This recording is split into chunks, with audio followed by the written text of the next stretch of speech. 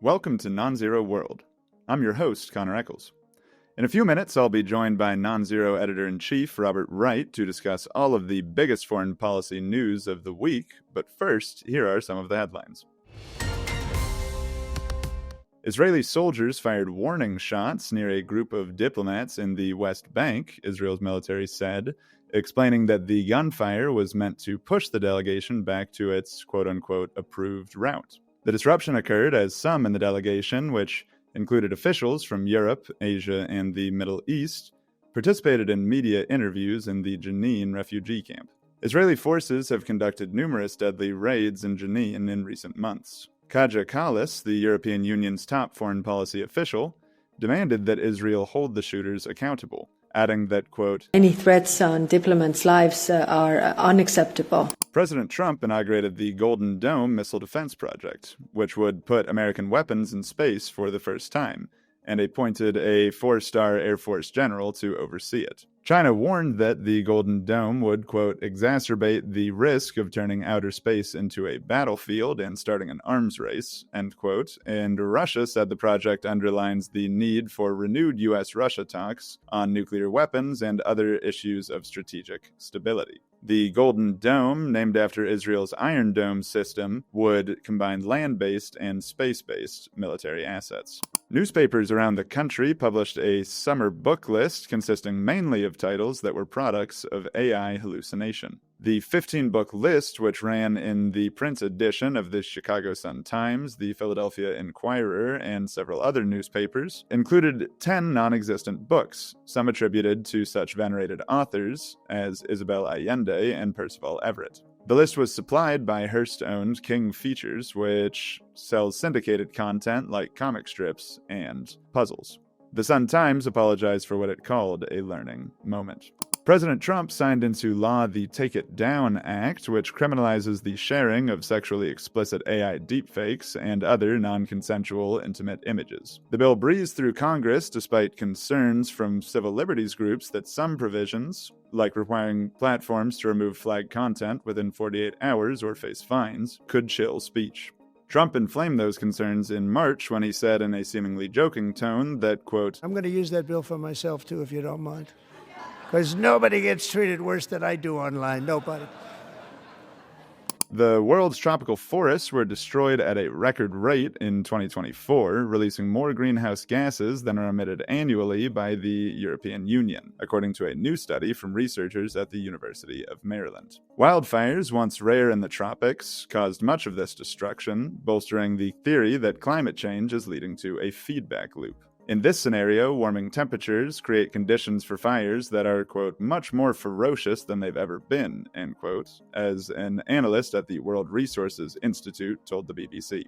Vietnamese officials expedited the groundbreaking of a $1.5 billion Trump Organization golf resort so that Eric Trump could break ground on the project during his current visit to Hanoi, according to Reuters. The gesture comes as the Vietnamese government is lobbying President Trump to abandon his threat to subject Vietnam to a 46% tariff. As the president ponders that policy, his son Eric will explore plans to build a skyscraper in Ho Chi Minh City.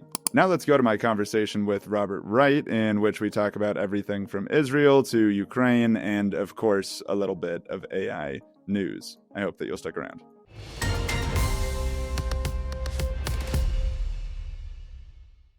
Hey, Bob, how you doing? I'm doing good, Connor. How are you?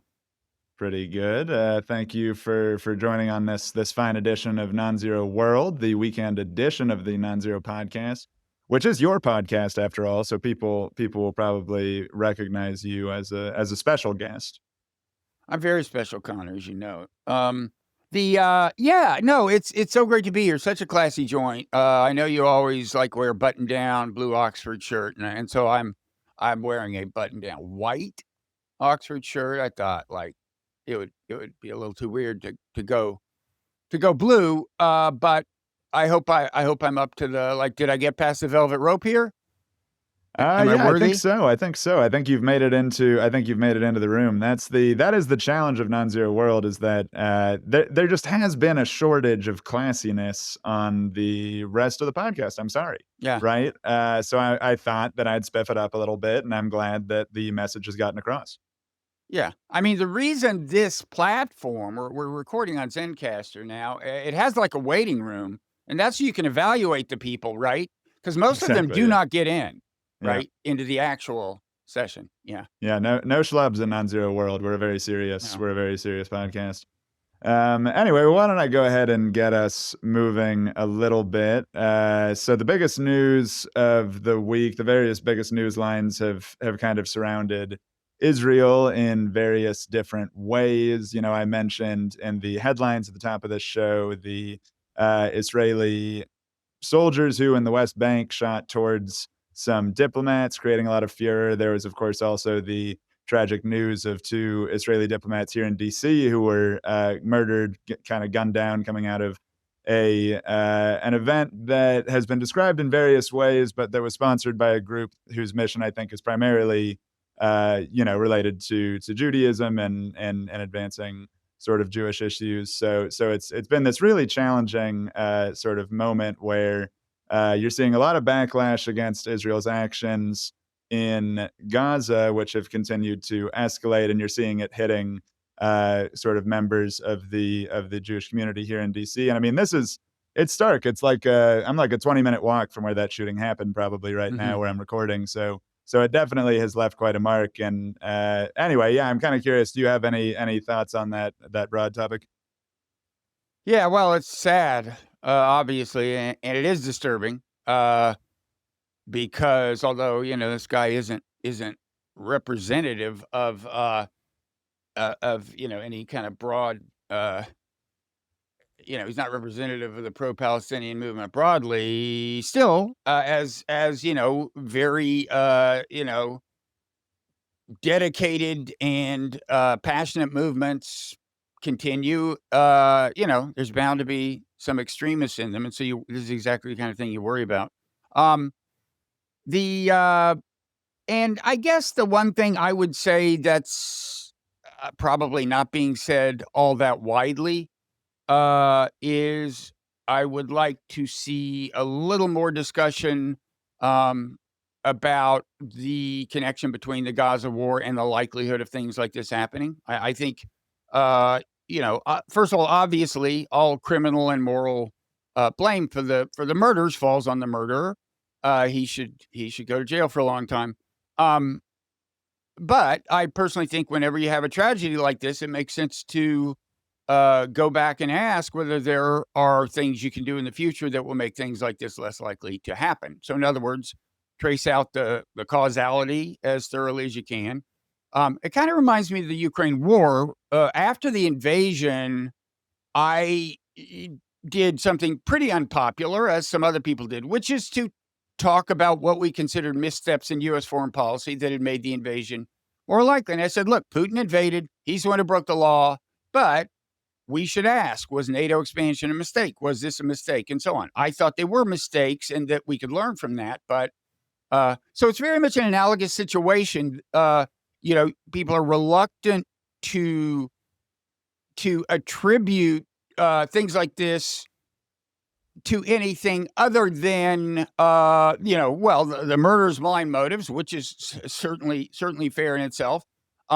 In this case, anti-Semitism. That's kind of the standard thing to say. Yeah. But I think we should just look as broadly as possible for causes. And I think the fact is that there's a connection between the Gaza war, which I think Biden had the power to stop, Trump had the power to stop. In a way, more power than Bibi Netanyahu had in a certain sense, because in a way they were less politically constrained than him. But in any event, I think, we should talk about that more than it's being talked about. I think more people are thinking about it than are talking about it, precisely because you can get pilloried from people who say, you're blaming somebody other than the killer or something. But I'm sorry, this is the way I look at policy analysis generally. Yeah.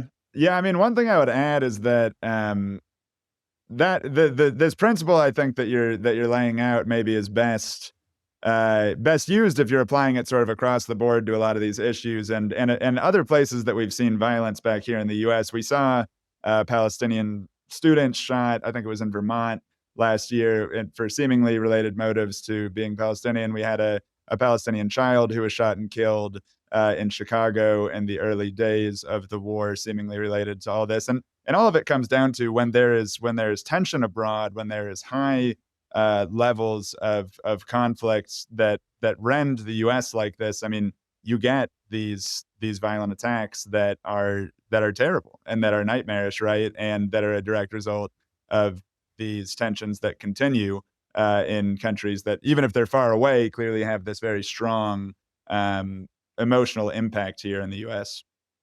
Yeah.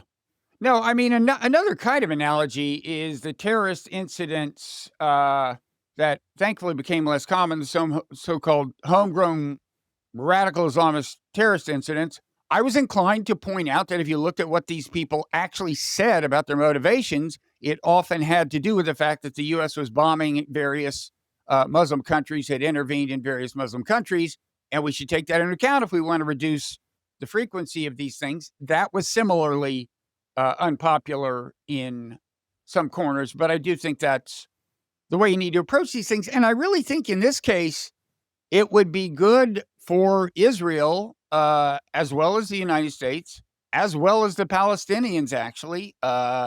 This is, I believe, a non-zero-sum problem. There are things that are bad for all and good for all. I think it would be better for all if we talked more about stuff like this, because I think Israel's current policy is not good for Israel. And I don't think it's good for America. And I think this shooting is an example. It's not the only example of, how the social fabric of America is being tested to some extent as a result of the continuation of the war.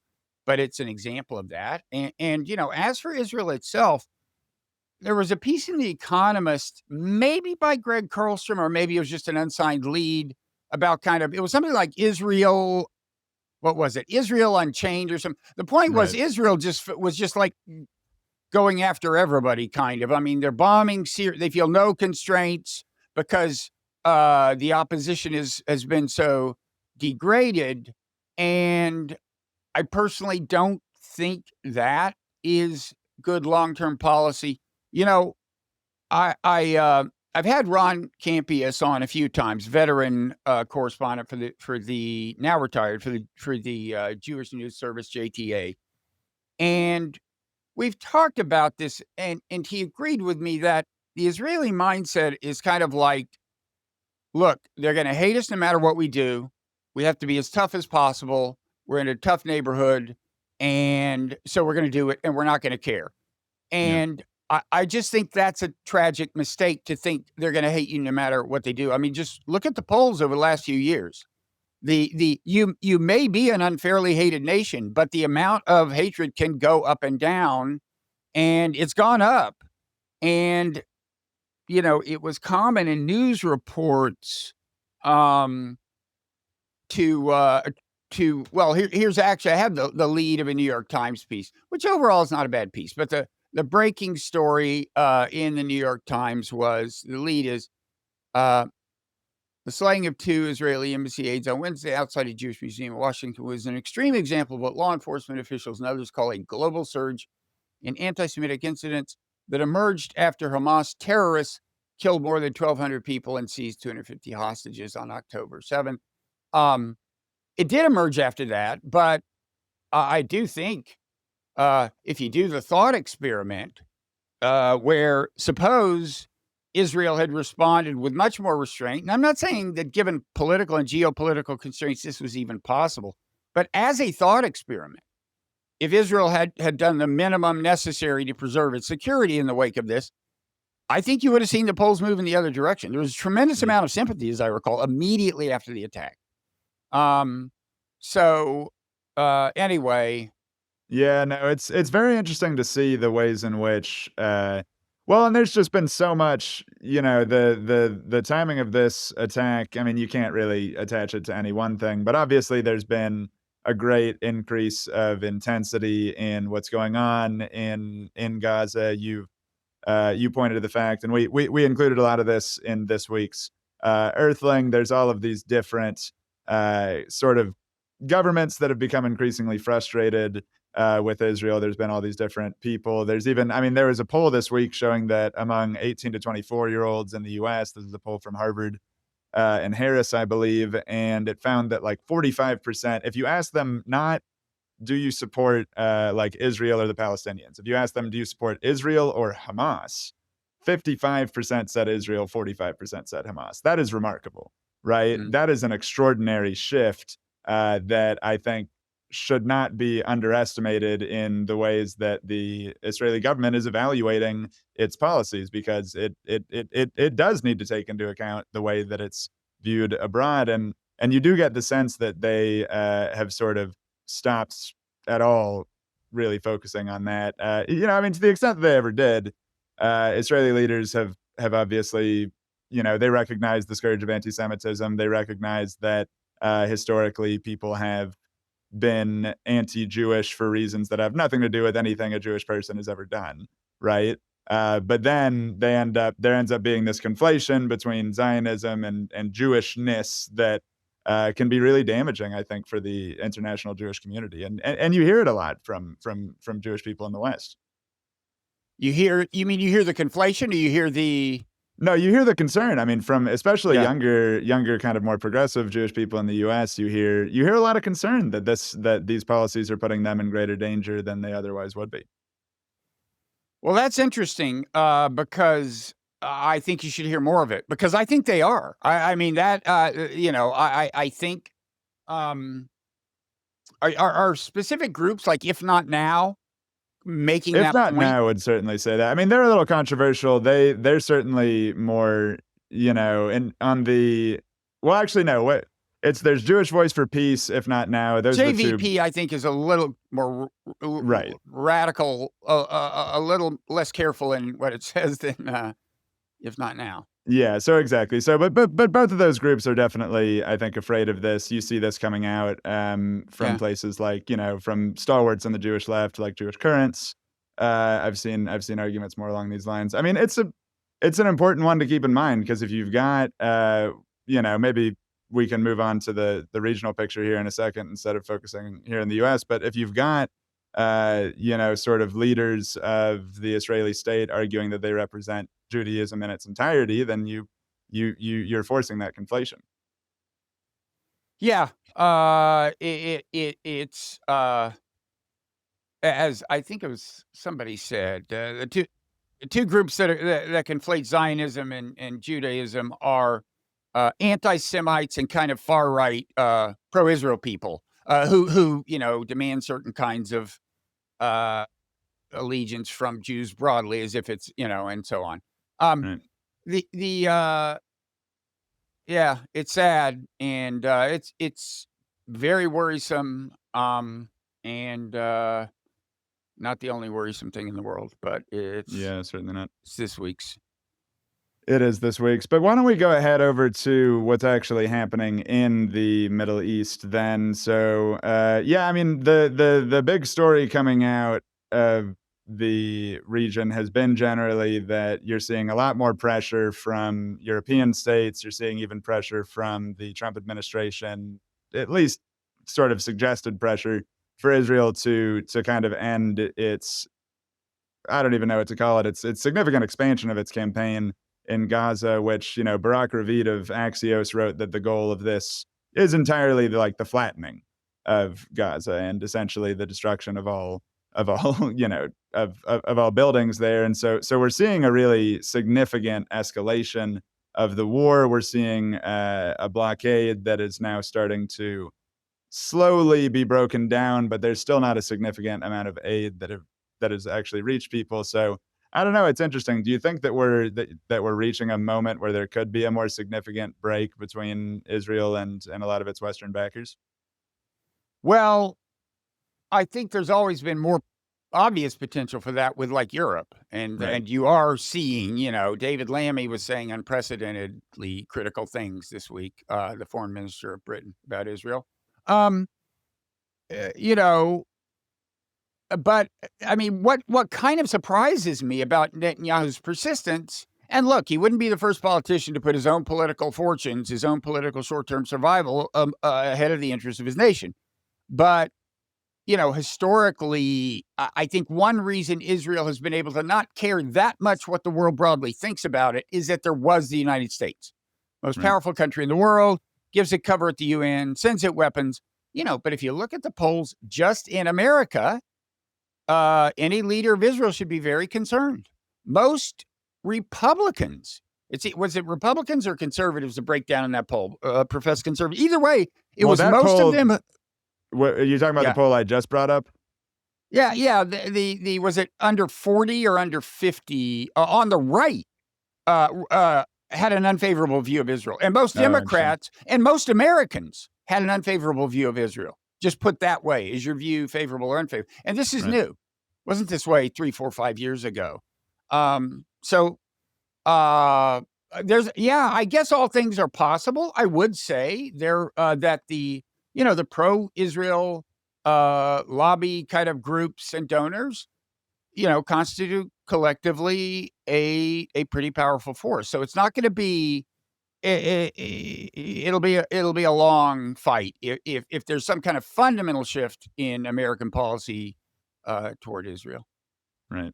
Yeah, I guess it's interesting. It's more of a short-term thing, right? Because Trump, of all people, seems easily bought, perhaps, kind of maybe listens to the last guy he talks to, but he doesn't seem like someone who's particularly afraid of any individual interest group in the way he goes about his policies. So you would think that if anyone would do it, that he might be able to do it. But again, it would require significant sort of patience and steadiness that you don't necessarily tend to see from him. If you're hoping that Trump will fundamentally change the U.S. relationship with Israel, like really lay down the law, say, hey, we're cutting off the weapons until you end the war, something like that. I think your hope lies in Trump's history as a businessman of just like, once the project he's paying for is actually completed, he just refuses to make the last payment. He was notorious for that. He's just like, he's that transactional. And if he does consider himself a second-term president, notwithstanding all the things that by his own account he has done for Israel at the behest of Miriam of the Adelson donors, then there might be a change. He might just say, "Hey, it's been nice, Miriam, but I'm not going to run for election again." Who knows?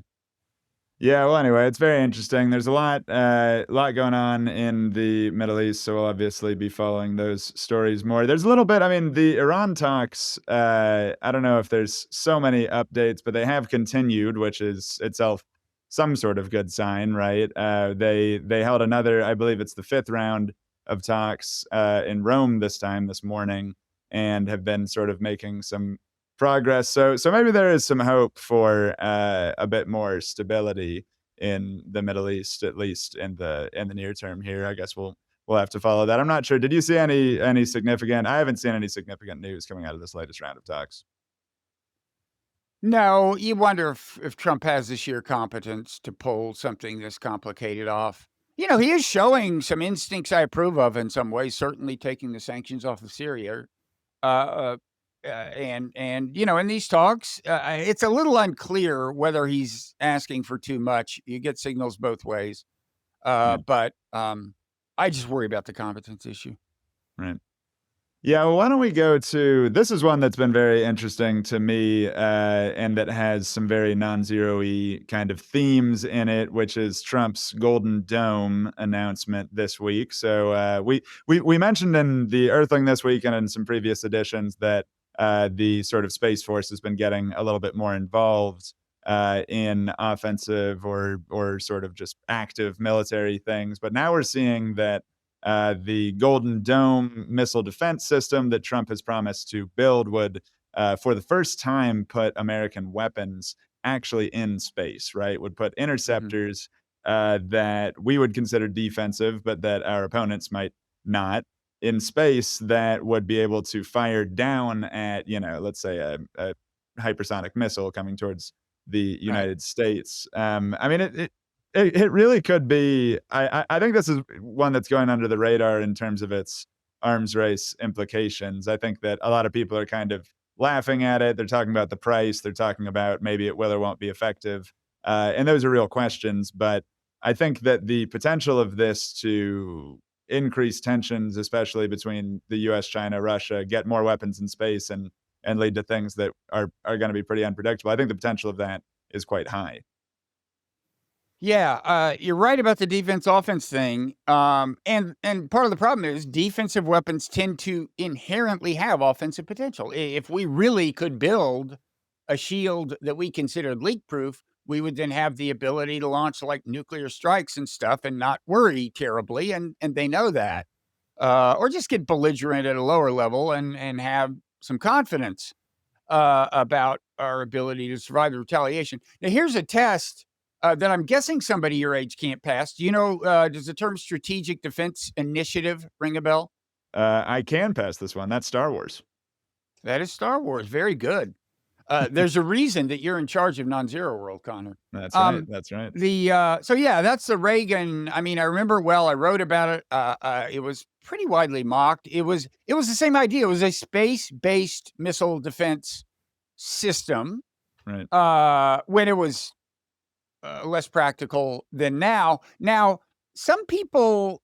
I mean, first of all, that was a time when if something was pretty widely mocked at the elite level, that really was bad news for it. Now it's different. Like the more elites, shower disdain on him, the better for him politically. So it doesn't matter if people like us mock it. But the it is some people say that Star Wars was a masterstroke because when when I have to say I'm so self-conscious. The term elites, whenever when I apply it to myself or you as I just did, I want to emphasize it's a sociological designation. It just like journalists are considered elites in this.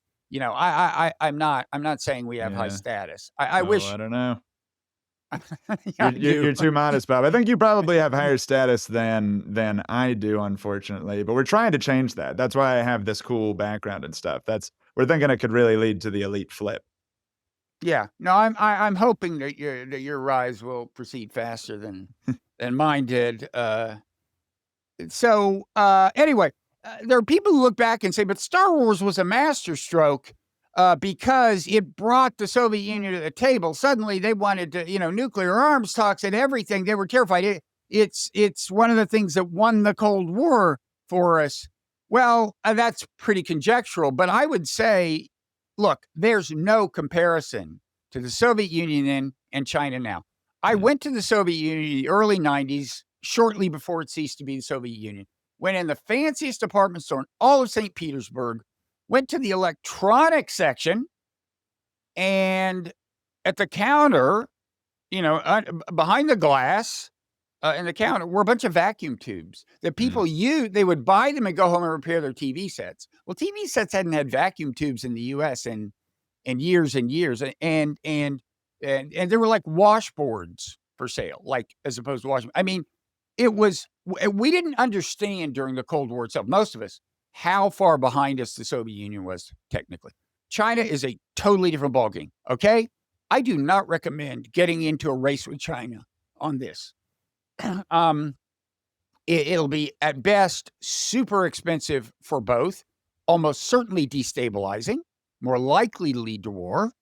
It's just so sad to me that humankind, is at this point where it is so obviously in the interest of each nation to put relations on a different level and recognize how many non-zero sum games we are facing together. It just is. What an indictment! It's just sad that we're even talking about this. Yeah.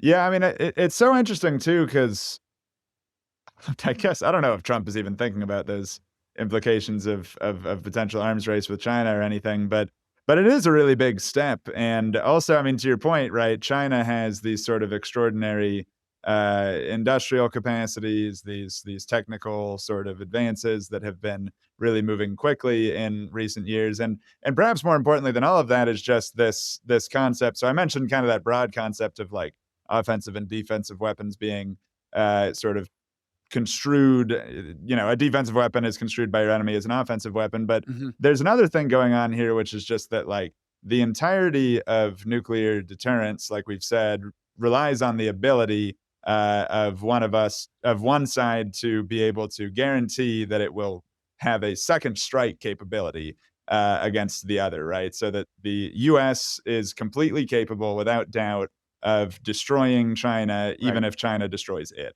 Right. And that is what the entire logic of, I mean, this is mutually assured destruction. This is what we've talked about for 50 years now. And whenever you do these advances in missile defenses, really ironically, and it's a thing that people don't kind of get, but it really can be destabilizing. Every time a gap grows between offensive capabilities of one side and defensive capabilities of the other, every time China might become convinced that we can shoot down its nuclear weapons before they hit us in a second strike situation, then they will become more convinced that they need a hell of a lot more nuclear weapons, and a hell of a lot more nuclear weapons potentially being deployed in different places, right? Like this could be step one. Slippery slope arguments have some problems, obviously, but this could be step one on the way to having nuclear weapons in space, or to having serious missiles being out there. And then from there, there's possibility of disastrous destruction of satellites, of all kinds of issues that we're only really vaguely able to understand. Yeah, and just to show you how far humankind has fallen in terms of wisdom, the basic point you made, that the key to nuclear deterrence is the confidence that you would survive a first strike and could unleash a retaliation the other side would find unacceptable. Okay, the fact that is the source of stability in a world with nuclear weapons used to be not only recognized by both sides on the Cold War, but enshrined in something that was called, I get nostalgic when I say it, the Anti-Ballistic Missile Treaty, which George W. Bush abandoned. The Soviet Union and the U.S. agreed in the 70s. Why waste money on these defensive systems when they are only destabilizing? And they agreed not to build them. George W. Bush tore that up, by the way, shortly after Putin begged him not to, which in turn was shortly after Putin had been the first leader to call Bush after 9/11, had helped him in the Afghanistan war, and Bush said, thanks, but screw you. We're getting out of this treaty. It was one of a number of things that, from Putin's point of view, were very disrespectful of him and Russia, and helped, I think, ultimately lead to the Ukraine war. But it's just pathetic. This is like 50 years ago. We were already, the planet was to the point where it was officially enshrined in a momentous international agreement that we wouldn't do stupid shit like Trump is doing with this Golden Dome thing. Right. And here we are. Right. And it just, I mean, the era of arms control really does feel, if not over, very drastically changed. I mean, it is interesting to contrast the Russian and Chinese responses here a little bit too, because I think part of the big problem, or I would say with a pretty high confidence that a big part of the problem, is that China still does not view it as necessary to engage in significant arms control talks with the U.S., and they didn't put that in their response to this, whereas Russia was abundantly clear. They said that this underlines the need to conduct talks about strategic stability, which is a euphemism for, nuclear weapons. And the sort of difference between those two, the fact that, the US and Russia remain in broad parity in terms of nuclear weapons, in terms of these broader issues, and China remains a little bit smaller and unwilling, in terms of its number of nuclear weapons, and unwilling to enter into these talks. We've just got this sort of unstable period in which there is so little desire to actually get anything done. Yeah. It's sad. And I mean, I don't want to get on my hobby horse here, Connor, but with like AI, the AI revolution starting to pick up momentum in a way that I think is getting more and more people's attention. I'm seeing more and more writing about this, more and more recognition of it. It's a terrible time to not be in a fundamentally cooperative frame of mind with other, especially powerful nations, especially AI superpowers like China. Right. Um, Right. Now, well, we should talk about AI. Maybe we'll save the AI talk for overtime. There are a few interesting items that we had in the Earthling this week about. So, Anthropic has this fancy new model that has some sort of security consequences that could be related to it. There are news lines related to AI doctors as well. But is there anything else we want to talk about on this side of the paywall before we move there? I think we should say that in June we're going to take June off so far as the newsletter is concerned. The podcasts will still keep coming, and including the overtime segments and so on. And we will also be for paid subscribers. We'll be adding a month onto your account, like a free month onto your account. So that'll push back whatever your expiration date is. But yeah, I feel a need to retool in light of a lot of changes in the media landscape, some involving AI. More changes are afoot than I think people may realize who aren't in media. And there are other reasons that maybe I'll get into in some other venue, but yeah, so we'll be back right after the 4th of July as far as the newsletter goes, but the podcast will keep coming. And, the newsletter at nonzero.org is still the place where you will find each podcast. I mean, in addition to YouTube and your podcast feed, but I mean, if you want to go and sign up, become a paid subscriber, just so you can see the overtime segments, that will still be the place to go. Yeah. Anything I should have added?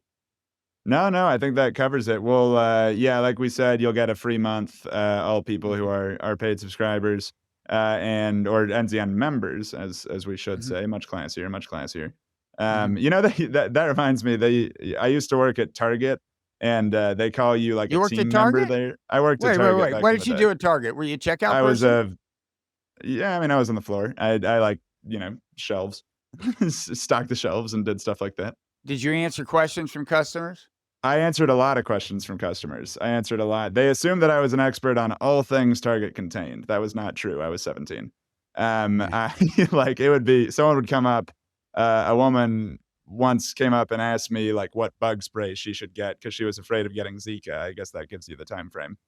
She was afraid of getting Zika on a trip to Brazil, and I was like, I don't know what bug spray you get, but this one says it's good for I don't know. It's got a lot of DEET apparently. So that was kind of my answer to her, but I was like, I don't know if I'm the right guy to be asking this. Yeah, just give them an answer with great confidence. Oh, Just, that's actually really where I learned giving answers with great confidence. That was my training for the You're good podcast at game. it. That was your training for journalism was to talk about shit you don't know as if you knew. That's exactly right. So anyway, there will be, in addition to this newsletter, there will be a newsletter next Friday, which is the final Friday of the month, and then we'll be back after the 4th of July, and we'll be podcasting in the meanwhile. But anyway, yeah. So we'll on the other side of the paywall here, we'll talk a little bit about some like those AI updates I mentioned. I want to talk about. I had a piece in the newsletter this week about the sort of Putin's parrot trope. I think it's a very interesting one to dig into. And also, there were a lot of interesting responses in the comments that might even be worth bringing up a little bit. I responded to one or two in text form, but maybe talking about them here would be helpful as well. But yeah, is there anything else people should be aware of before we head to? No, they should definitely check out that piece. My wife liked that, by the way. Oh well, thank you. That's very. And it kind wasn't just a parrot. It is a great picture of a parrot, but that Clark gave us. But no, it is an important piece. It's a big problem with. It's not. it's not totally unrelated to what we started out talking about how you are allowed, how you're supposed to talk about tragedies. And if you emphasize the war in Gaza, are those Hamas talking points? Somebody could say that, right? And it's like, I don't know. They may be. I can't control what other people's talking points are. But you were looking at it in the context of Ukraine and arguing that this attitude is actually impeding progress toward peace in Ukraine. Right, exactly. Well, so why don't we go ahead? I'll make that argument in a little bit more length, and we can discuss it more on the other side. But thank you to everyone who stuck around so far, and extra thank you to everyone who will continue. This was a free preview of NonZero World. To unlock the rest of this conversation and other exclusive content, become an NZN member today at nonzero.org.